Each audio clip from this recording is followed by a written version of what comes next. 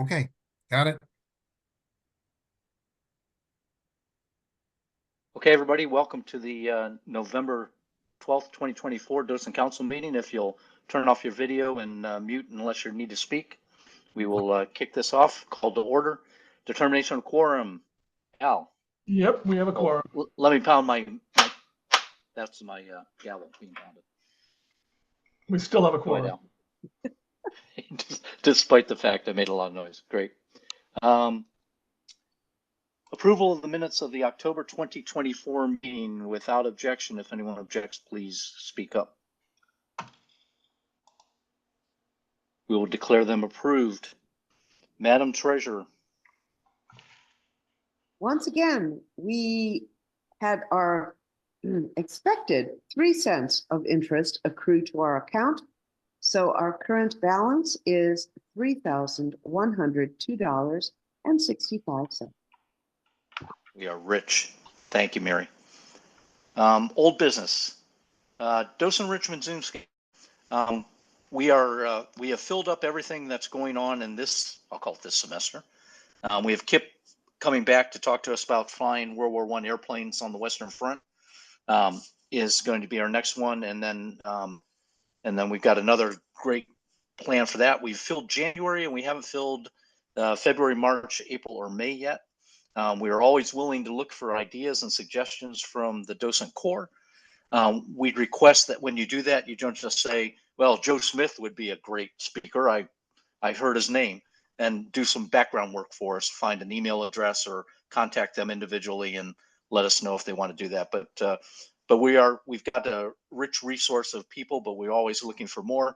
And we're also looking for docents who want to provide their own presentation. And we've got a couple of those that will line up in the spring as well. So if anyone has an idea, please contact us, but give us a little good background information when you do that. Al, artifact update, or Joe Romito, whoever wants to take it on. We'll each do it in turn. So as for the mall building, the October issue of the flight plan newsletter, it highlights what's been going on in phase 2 areas of NMB. Lots of pictures of newly installed artifacts, and there's a link to the flight plan in the Friday flyby. At Hazy, since the last Docent Council meeting, the Shinden has had its canard installed. The B-17 fuselage and wings and engines and props and the chin turret are all together in the corral behind the German aircraft. For those of you who see that funny chair next to the nose, that's the chin turret. Robonaut 2 is now on display in the space hangar where Gemini 7 and Gemini 4 used to be. Constant Hawk is the newest artifact on the floor. It's an airborne sensor that flew in Iraq and Afghanistan. In Iraq, it was used to track sources of IEDs used against US personnel, and this is a flown artifact. It's located between the Crusader and the F-14. The Jupiter C rocket has left Hazy, for those of you who get all the way down to that end of the building.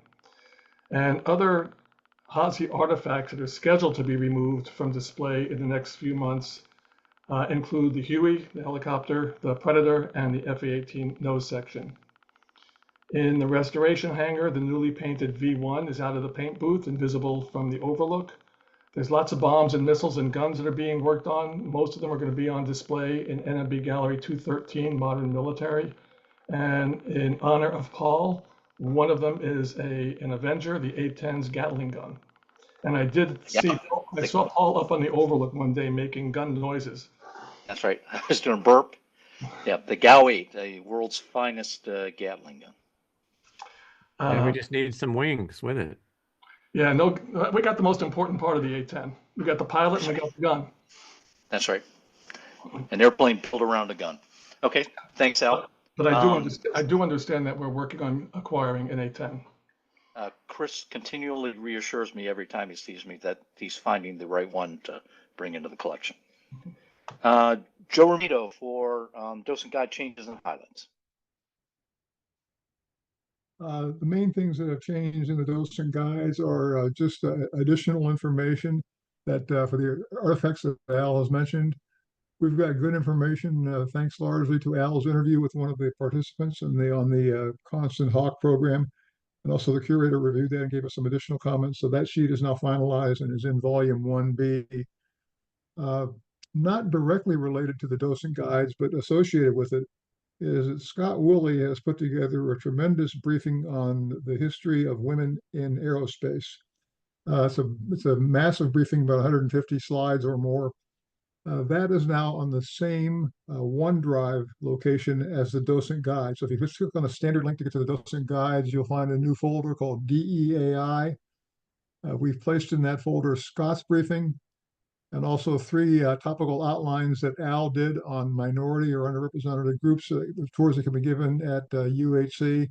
So we encourage you to use those files and take those DEI facts out of them to supplement the tours that you give at both locations. And that's all I have.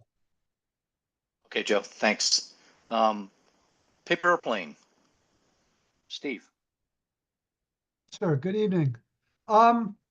Three issues are related but not identical. One is we still need contributions. I have 2 articles that are close to being ready to go, but other than that, pretty slim at the moment. We have had a number of people submit articles from outside sources that they think would make valuable readings for the Docent Corps, and they're right. But I'm very concerned about the copyright ramifications of running with that. Yeah, we need a positive release from the individuals who originally published it to allow us to publish it, I believe. Yeah, I've done some searching, and the Smithsonian and NASM has extensive expertise in handling these types of issues. I'd like to talk to somebody to talk about kind of the gray areas. How far can you go in using excerpts? How far can you go in using quotes? How do you recognize when something is not a valid copyright? And then I'd also like to submit a statement that NASM is comfortable with when I try to get approval from a author or publisher, describing Paper Airplane as an affiliate of the museum, and also a point of contact if they want to reach back to the museum to verify that this is not going to harm any of their equities. So I'll follow up with Steve Ruff, if you're on the line here. I'll follow up with kind of what I'd like to touch base with you on that. Sure. I'd also like, in the absence of getting more writers at the moment, I'm desperately in need of somebody who has technical capabilities on how to format this stuff and possibly format it more effectively than I can. So if there's somebody who is an expert on Word or Google Drive who can help with the with the actual layout process for these articles, I think that might be helpful. The last thing is maybe just to spur participation. One of the questions that I get intermittently as a docent, which is a perfectly legitimate question, and I am totally incapable of answering the question, is what was it like to fly X, Y, or Z? And following up on what you were alluding to, which is the tremendous resource that many of the docents bring to the table, I would like to your thoughts on pinging the docents who have flying experience, or whether they're willing to write a 250 to 500 word essay on what was their favorite aircraft to fly and what was it like flying. Very impressionistic, but I think that's a question that lurks in the minds of a lot of the visitors that come to our museum. And if we have a capability of answering that, I think that might be a valuable contribution. My guess is we would, Steve. As a matter of fact, that could probably be a paper airplane issue by itself, where the individual docents who have past experience flying civilian or military airplanes can write 250 to 500 words. Doesn't sound like a big ask. Okay, well, if the leads could kind of informally poll the team and see who would be interested, You know, there's going to be no format. It's just going to be writing your own words. You know, I can give some prompting questions. What did you fly? Why was it significant? What was your most meaningful moment in it? Um, what do most people not know about that aircraft that they would be interested in knowing about it? But so anyway, if we can make progress on those, you know, I hopefully the paper airplane will become a more sustainable venture. Okay, thanks, Steve. Steve and Katie, if you would work together with Steve and get some language that we could put into the flyby, that we are looking for help with formatting the paper airplane, because I'm sure we've, in our 200 some odd volunteers, we've got some expertise out there of people who've done it before for their church or their work or something else, and we'll hopefully find somebody who's willing to jump into that. Easy way to volunteer without having a big duty around your neck. And I'll be So, preparing a video explaining how to write a 250 word essay if that's necessary. excellent. And we'll use the chalkboard and an eraser. Yes, yes. Okay, thanks, Steve. John Handy has his hand up. Go ahead, Yeah, John. just a quick comment to you, Steve, is that you might want to talk to Mike Lowe. He had a pretty good formatting for the last one, and so he's your predecessor. It might be worth a conversation with him. Yeah, I've spoken to Mike, and Doug Norton also had a really top-notch, very exhaustive uh, uh, template for format and stuff. And we've been trying to follow most of it, but you know, um, we want to be flexible. People are clearly preparing material for future use in other formats, and if they want to give us first crack at it, we'll waive the format rules. Steve, can I ask if you have any promotional blurb or something you like? I put it in the communique that you're just looking for articles in Yeah, general, yeah. but if there's something more specific about the pilot experience, what's like to fly it? I'll put that. I'll give you a blurb on that. That should be good. Yeah. And maybe the option of having photographs submitted of those aircraft with the pilots, perhaps, if there are any. Yeah. No, that's yeah. As long as they're not copyrighted. Yeah. Okay. Thank you. Yeah, because pilots don't like to talk about how they fly and shoot down their watch or anything like that. So I'm sure this will be totally unsuccessful when you make the request. Okay. No, that's the end of our old business. Thank you, Steve. Update by VS on the Docent Handbook under new business. Steve and Katie. Yes, that'll be my segment as we talk about the Docent Handbook. And I'll go over a little bit about what the purpose and the history of it is, just to kind of recap everything. And then I'll dive into where we're at and where we're going with it. Hold on a minute here. I will go ahead and read. These are talking points that our team came up with, and they're pretty comprehensive. So I'm just going to read through them, and then we can talk about them and see what the next steps are. So first of all, the Docent Program Handbook was written to describe in depth the Docent Program and help clarify aspects of the program as needed to create a foundation for the future of the program. It replaces the Docent Program Directive that was issued in 2020 and was developed to meet the needs of the current Docent Program. It was created and written to follow the model of docent handbooks used in museums of the Smithsonian and contains important information about NASA, its history, and other references to the docents and for the docents. It describes current docent roles and responsibilities, as well as other information related to the docent corps regarding procedures to follow within the structure of the museum. The handbook includes some significant changes that address the needs of the museum to meet an increasing demand for flexibility and accountability in the docent program. This project has included feedback from the docent working group at every stage, with major changes and additions coming from this partnership. On April 28th of 2023, the docent working group shared proposed amendments to the 2020 Docent Program Directive. Those were taken and incorporated into a new version, shared with the working group on June 9th, with feedback gathered and incorporated with addition of the Docent Council bylaws on August 25th. As a re-envisioned and renamed Docent Program Handbook with rewritten and newly added sections, this was sent to the Docent Working Group, the DWG, on April 18th, 2024 for their review and feedback. Their comments on this document were then discussed at the meeting with the working group on August 6th of this year.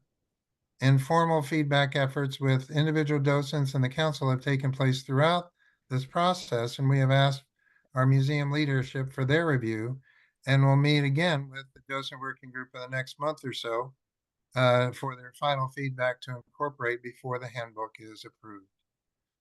One major change in the role of the lead docent in their new responsibilities, they will be acting as mentor and advisor to their day group. What has changed is that they are no longer responsible for scheduling docents in their group for tours, since docents are able and responsible for signing themselves up for shifts in visas. This is a big change, however. It will fill the current and future needs of the museum, both in accountability as well as creating a sustainable and flexible program for the docents, as well as for the museum. The lead docent remains crucial in a program as large as the NASM program. The shifts and responsibilities reflect shifts in technologies, as well as long-term planning and prioritization of a sustainable and nimble docent corps. As we move forward, the lead docents will be crucial in identifying docents who need coaching or assistance in this changed system.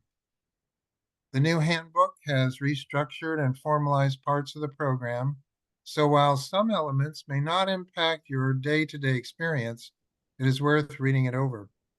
For example, there is now a standard docent training that is taken when joining the program, and then specific opportunity training for each opportunity that appears in visas, from highlights tours to virtual stations. While this isn't a big change in practice, it adds nimbleness and adaptability to the program. Other changes include emphasis on using visas to have docents sign up for shifts and have the responsibility for entering the number of visitors on their tours and spotlights. This is an urgent need on the behalf of the Smithsonian, where the need to report and account for volunteer tasks and time is increasingly crucial for reporting to the Secretary and to Congress. For other changes, we incorporated the docent feedback to add greater detail about safety procedures, communication with staff, how to sign up for shifts and visas, and many more related items. In responding to docent feedback, we are grateful for the docent working group to comment on such items as how to address urgent needs of visitors on the museum floor, confirming how best to communicate changes to our VS coordinator on duty to enter any shift changes or address docent situations as they come up on the day of their docent volunteering. We also responded to additional docent feedback in regard to sections on how to address situations on the museum floor with visitors that were not part of previous versions of the handbook. This included a section for the docents in handling challenging situations and conversations using de-escalation techniques, and how to include a broader perspective of addressing the needs of visitors who have special needs. The new handbook codifies what day groups are and are not for the first time. We also prioritize the ability of docents to sign up for any day they choose after docents of the day group have had the opportunity to do so. This increases the adaptability of the program to address needs for tours and gives docents an opportunity to participate with other day groups and work together, which also is to the benefit of the museum as well as to the docents who want to do more and with a more flexible schedule. We have also opened up more opportunities for docents with shifts to do spotlights, virtual artifact shifts, reserved tours, and VIP tours, which also increase the ability and accountability of the docent program for the museum to meet increasing demands for these activities. This document has been reviewed by the Docent Working Group consisting of current and former Docent Council members, and their comments have been incorporated as much as possible. We have extensively revised this document in the last several months, and the final version is attached for your reference, which it will be when it is released. We will share this document via email in the Friday flyby communique section soon, at which point it will become binding. We are finalizing the language on shift leads and with the lead docents one more time. And after meeting with the docent working group within the coming month and making final revisions, this document will be shared with all. And I thank you for your attention, and be happy to take any questions, or for any comments. We have a docent feedback form that will be sent out to allow you to do it on Microsoft Forms, but be happy to take any emails or if you have any comments at this time. Okay, if anyone has any questions or comments, please raise your hand. I'll get you in a minute, Joe Romito. Steve, can you tell them how long this document is? Because it's reasonably impressive in page count. 60 pages. Yes. Okay. Yeah. So it's fairly extensive and a lot of work done by the staff. Joe Romito, go ahead. Thanks, Paul. Steve, you mentioned in your talk here three events. I just want to get the understanding of the sequence of events. You said that you're going to send the docent working group the current draft and ask us to comment on it. So that's two events. And then you said it would be published, and then it would be binding at that point in time. Well, How much time we're looking? once we get your final feedback, then we'll incorporate anything that we can, because we'll be under a lot of pressure to get it approved and out as soon as we can. So I just wanted to ask the approximate timing on when the docent working group would see it and how much time we would have to offer comments. Within the next, hopefully, within the next few weeks, if not before Thanksgiving, then the first week or so after that, I'd like to schedule a meeting with the docent working group and our team to go over a final review, and I'll send out what we have so far and have you guys review that for the within a 2-week period. Ideally, I just want to get it done before the Christmas break when not all of us are around. So hopefully that meeting will take place within that period of time. So And around Joe, the plan that the VS agreed to when I chatted with them in my pre-meeting was they will send the docent working group the current draft. Yeah. They will schedule a meeting with the docent working group after that has gone out, so we have an opportunity to face-to-face comment on our review of the draft. They will incorporate any or all of those comments if they can, and then it will go for final review by the leadership of NASM and then be published. Okay, thank you. Anybody else wants to put their hand up for the docent handbook? I do not see any. Next item is update on the family activity guides. Steve or Katie, I know we've got Bill Haugen has his hand. Okay, go ahead, Bill. Bill, you're muted. Are you going to send that around for comment? Are you going to send it to lead docents too? It'll be the docent working group, which consists of basically the council members at this point, and then they can. Plus, it's 8 of us, Joe, or 8 of us, Bill. The council officers plus some senior leadership people from the team. We think we adequately represent the interest of all of the lead docents. We've got 3 lead docents in the group. Is there any problem in letting us have a look at it? Let me talk it over with the VS staff. Appreciate it. Okay. Any other hands up? It's not a light read. Yeah, it's 60 pages, 15 appendices. It's a doozy. It's a substantial handbook and It probably the is. biggest one in the Smithsonian for a Docent program. We tried to think as many elements, and this is not a one and done. We do want this to grow as this program grows. So as we create more programming, as we expand and evolve, as all volunteer programs do, we want to make sure that this document grows with us. So it's not we've carved it into stone. We wrote it on paper and we can update it as we see fit. Okay, thank you, Steve and Katie. For the VS staff, Steve and Katie and whomever, one of the questions, and we talked about this in the pre-meeting, was the new family activity guides that initially replaced the scavenger hunt guides, and the scavenger hunt guides, of course, are back today as I was on the floor on Tuesday. Can you talk about what is the purpose or what is the value of the new guide, and what is the extent that the scavenger hunt will still remain or not remain as we go forward with this? Oh, I'll jump in here. Thanks, Maggie. So I appreciate that question. I appreciate that has been a big change and kind of just announced. I will say that's been a bit of a change for us too. This is something that is sort of I guess I would say all the self guides are kind of a joint education visitor services, a little bit behind the curtain. So it means that sometimes it'll be like, oh, no one's really working on that. And sometimes suddenly there's a very active committee. I'm really excited about what the committee is doing, which is trying to create something that is going to genuinely engage families. The family guide that you saw that was passed out in lieu of the scavenger hunt for a while was kind of draft one.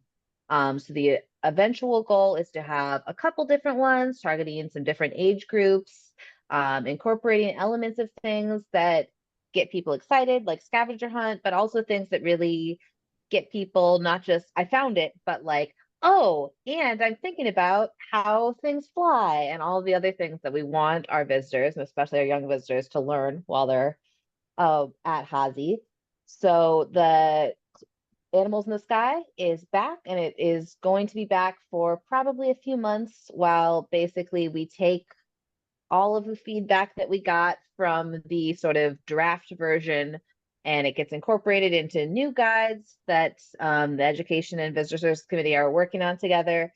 And then when those come out again, they will replace the Animals in the Sky. The idea is that that will be sort of the permanent one, but that these new ones will have incorporated a huge amount of feedback that we got during the time that the draft one was out, and elements of Animals in the Sky that get people excited, that will have some more versions. So just basically, I think the really good part is that there is focus and, I mean, with anything like this, some money involved in getting our youngest visitors enthused about Hazy. So I'm happy to take questions about the guides. I know it was a bit abrupt. I think it was for everybody, but overall, I am excited about the direction we're going, even if it's a little bit like draft, stops and starts to get there.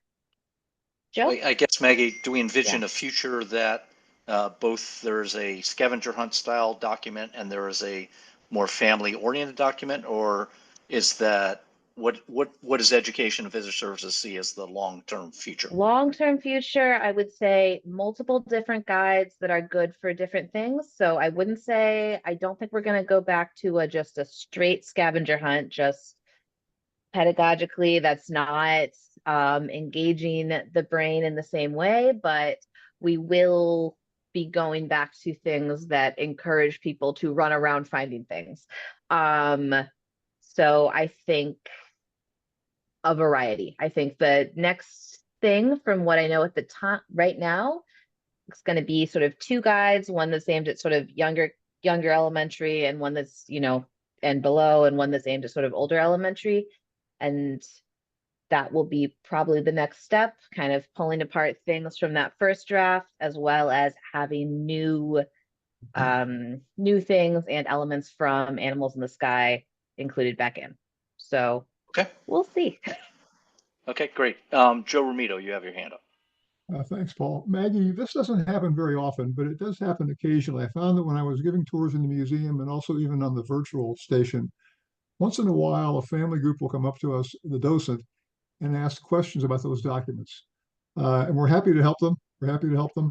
If you could make those readily available to us, some common location where we know we can always go to find them, that would better Definitely. enable us to help the visitors enjoy their experience at the museum. That was an incredible point well taken at last meeting, and there was a little bit of like, oh, this is a draft, so like, where are they even? Where's the official?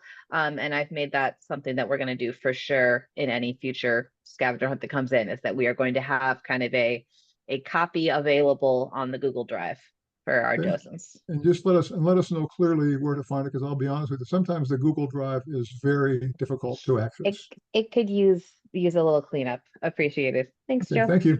Thank you. Any other comments about the family activity guides? Okay, new business, and I know we have a comment, and I don't know whether Joe or Cliff wants to be the one that introduces this, but either one of you can go ahead. Can I go? Or I will. Go ahead, Cliff. Thank you, All the way from Paul. Detroit. Yeah, I am coming to you from Detroit, the paradise of the Midwest. And I am a former on-site docent downtown. I've moved to Detroit to take care of my parents. I have discovered that there are many docents like me who I call remote docents. That's my term for it. But as a remote docent, I find it very important to be able to contribute to the museum, even from afar. I've done many projects, and lately I'm on the Space Shuttle Discovery virtual monitor. I believe that we remote docents, and there's quite a few, should have representation on the docent council. And I think being a docent there at NASM for so many years, I know how important it is to have representation at the docent council. And I would like to propose that you select somebody to be a docent lead. A week ago in the docent council, the docent communique, there's an article on how important lead docents are. And for me, I'd like to have some representation on the council, and talking to many of the other remote docents, whom I keep in touch with some of them, they all agree with me that they would like to see representation on the docent council as well. Thank you very much for your time. Thanks, Cliff. So I guess the proposal, and I actually swung upstairs during my shift this afternoon and talked with Maggie about having a lead docent for remote docents or virtual docents, however we want to describe it. And Maggie, I don't know if you want to respond now or contemplating with your team. This is actually something that we've talked about before, and this was a good prompt to pull the trigger and get this figured out. I think we've talked before that we definitely want to have a lead docent for remote docents.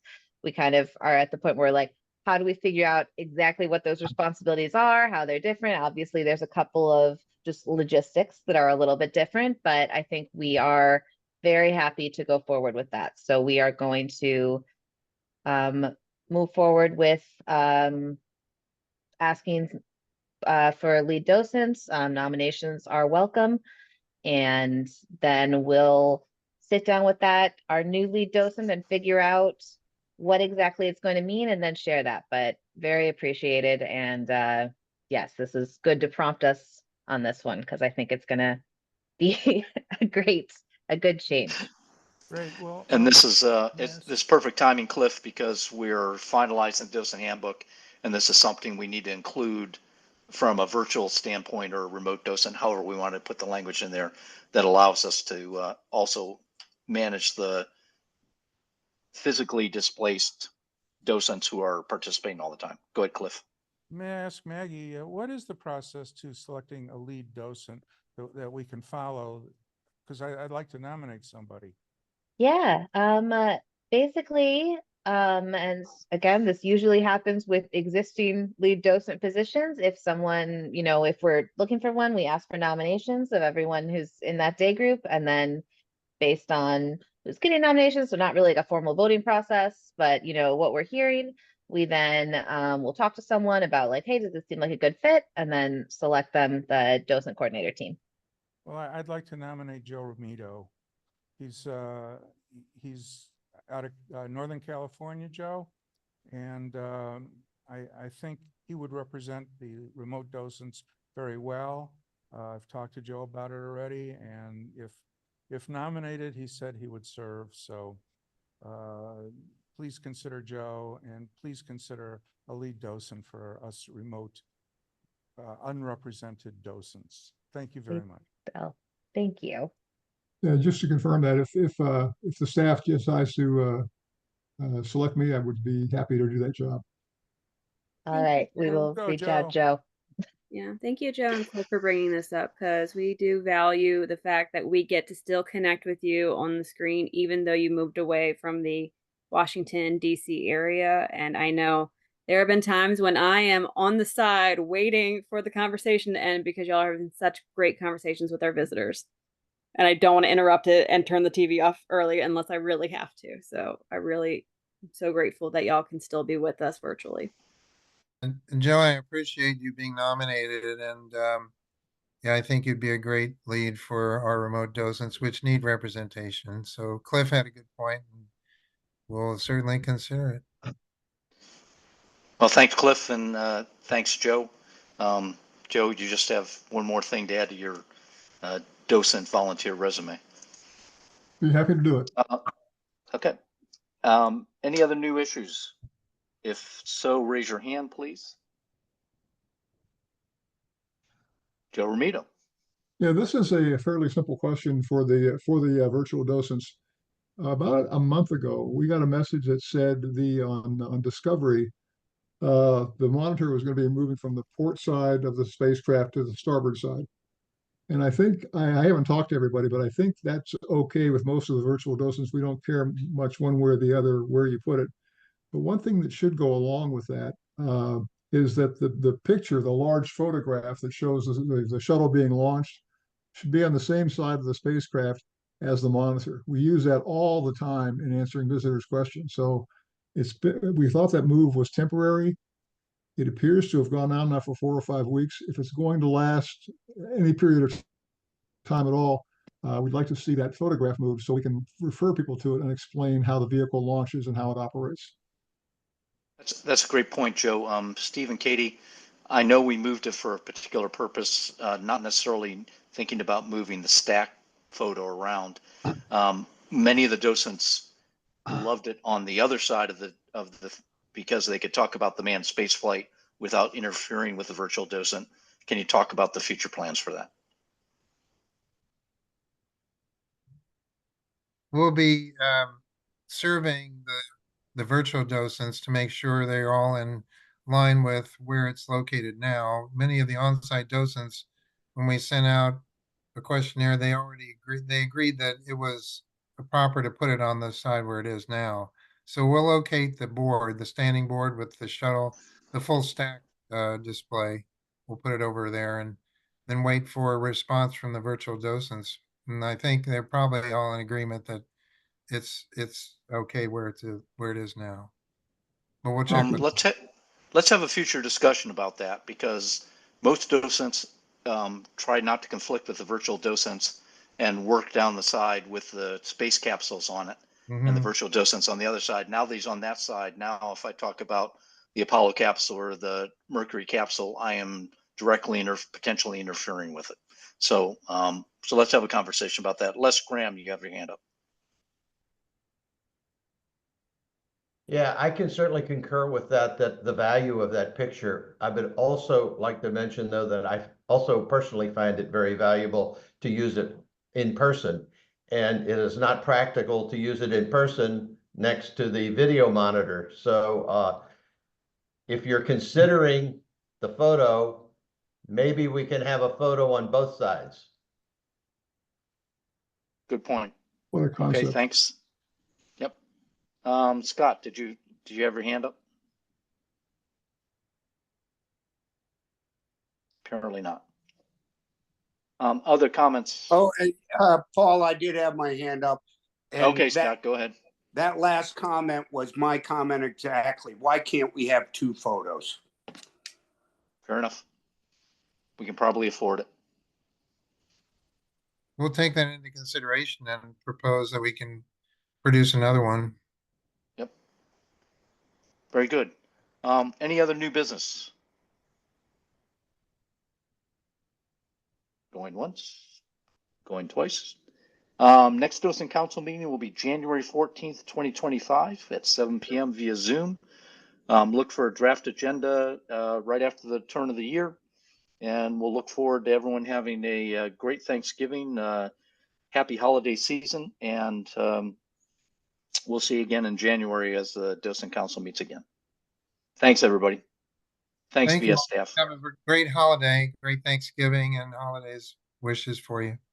God, it's gonna be Steve. When are you gonna be in the museum on Saturday? What time to time? Oh, I'll be there. I'll be helping open up. I get there by 9. I can see you. I'll check my shifts. How about if I get back to you with a good time and we can work out a Yeah. time to meet? Either that or shoot me an email where I can, with the numbers I can call you at. That's all I Okay. really need to do. Okay, no problem. We'll do. Okay, cool. Yeah, Thank you. thanks, Scott. So long, Thank you, guys. everyone. Have a happy holiday. Happy holiday, everybody. Right.